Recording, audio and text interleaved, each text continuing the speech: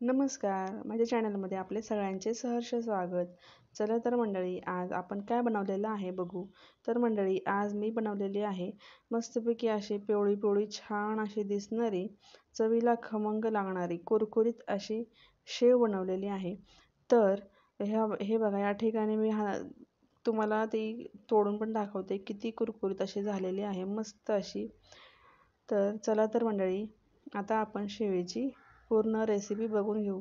सुरुवातीला मी काय केलं आहे, 1 किलो बेसन घेतलेलं आहे. हे बेसन जे आहे ते मी पाकिटातलंच घेतलेलं आहे, दळून वगैरे आणलेलं नाही. तर हे बेसन चाळून घ्यायचं मस्तपैकी. चाळून घेतले की त्याच्यामध्ये गुठळ्या वगैरे काय असतील तर ते निघून जातात. काही कचरा थोडाफार असेल तर तो पण निघून जातो. तर हे 1 किलोचं प्रमाण आहे. 1 किलोमध्ये भरपूर सारी अशी शेव आपल्याला या ठिकाणी तयार होते. ह्याच्यामध्ये मी थोडासा मैदा पण टाकलेला आहे, छान होते त्याच्यामुळे शेव. हे बघा, हे अशा प्रकारे मी सगळं पीठ चाळून घेतलं.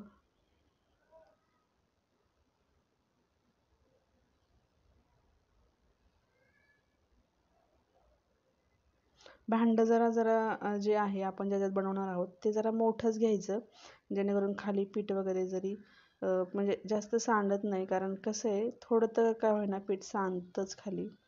मीठ टाकून घेतलं त्याच्यामध्ये. मीठ चवीप्रमाणे टाकायचं. 1 किलो आहे तर 2 चमचे मीठ टाकलेले मी.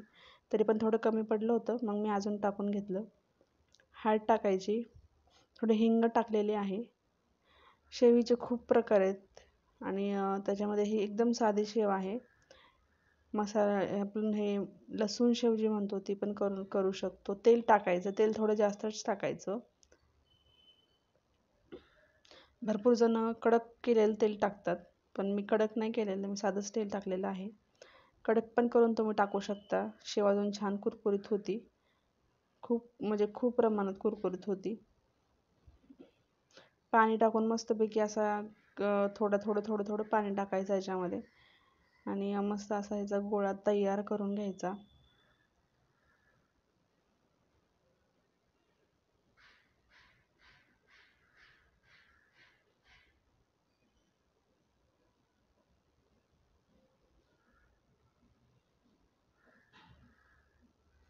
हे बघा, हे अशा प्रकारे छान असा मस्त ह्याचा गोळा तयार होतो.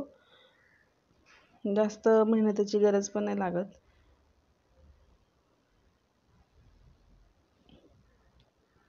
सुरुवातीला असा घट्टच गोळा मळायचा, त्याच्यानंतर त्याला पाणी टाकून त्याला पातळ करायचं.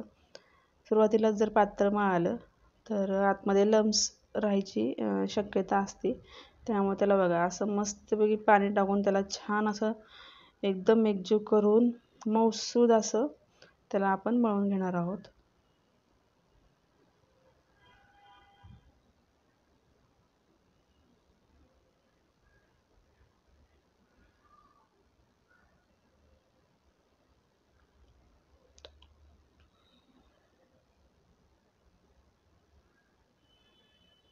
हे बघा, किती छान असं पीठ मळून घेतलेलं आहे. आता याला थोडं एक 5-10 मिनटं ठेवायचं व्यवस्थित. झाकून ठेवायचं, नाहीतर ना कडक होतं हे पीठ. त्याच्यामुळे झाकून ठेवायचं आणि थोडासा त्याच्यावर पाण्याचा हात असा ओला एकदम पीठ असं सुकं ठेवायचं नाही, पाणी मारून ठेवायचं त्याच्यावर, जेणेकरून ते मऊ राहतं. हे बघा, सोऱ्या घेतल्या आहे मी, त्याच्यामध्ये 4-5 प्लेटी होत्या. तर ही प्लेट घेतली आहे मी. एकदम बारीक नाही करणार मी शेव, त्याच्यामुळे एकदम बारीक नाही घेतलं. तेल मस्त कडकडीत गरम करायला ठेवायचं. चांगलं गरम झालं तर अशी छान छान शेव पाडून घ्यायची. झटपट रेसिपी होती, काहीच अवघड नाही आहे याच्यामध्ये. पटकन असं शेव पाडून घ्यायची. थोडं घट्ट झालं तर पीठ, म्हणून शेव पडत नव्हती. मग नंतर मी थोडंसं आणखीन त्याच्यात पाणी टाकून शेव थोडी पातळ, हे पीठ थोडं पातळ करून घेतलं आणि त्याच्यानंतर एकदम फास्ट व्हायला लागली. हे बघा, झालं. खूपच सोपी रेसिपी आहे आणि आपल्याला नेहमी घरामध्ये अवेलेबल राहते. कोणी पण खाऊ शकतं, कधी पण काही खायला नसलं की. मस्त असते असे काही फराळाचे पदार्थ घरामध्ये असले खायला तर चांगलं वाटतं.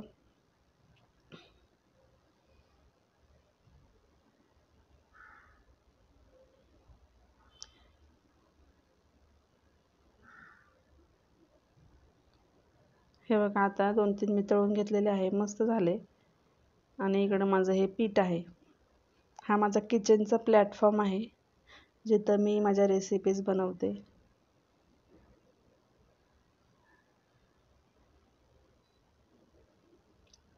आणखीन एक तुम्हाला तळून दाखवते शेव.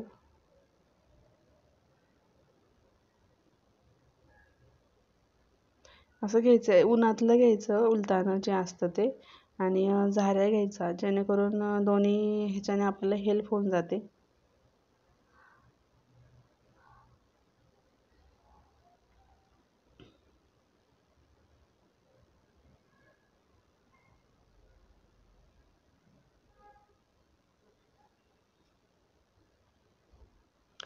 आणि आणखीन एक तुम्हाला तळून दाखवते. कसं होतं, सुरुवातीला आपण आपला हात बसलेला नसतो, त्याच्यामुळं थोड्या थोड्या चुका होतात. पण नंतर तुम्ही त्याच्यामध्ये जसं एक्सपर्ट झाल्यासारखं मस्तपैकी अशी कामं करायला लागतात. तीच गत ही. हे बघा आता किती छान असे झालेले आहे. कसं आहे, थोड्या वेळ ठेवायचं. शिजली म्हणजे कसं कळणार आपल्याला, त्याच्या बुडबुड्या कमी झाल्या तेलातल्या तर समजायचं शिजलंय ते, म्हणजे कच्चं नाही आहे. हे बघा अशी मी सगळी शेव आता बनवून घेतलेली आहे.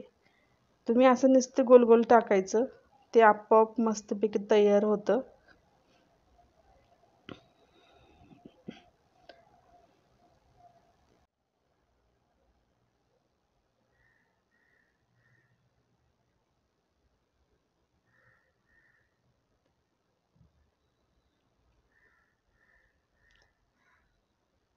आता ही आपली शेव छान छान तयार आहे.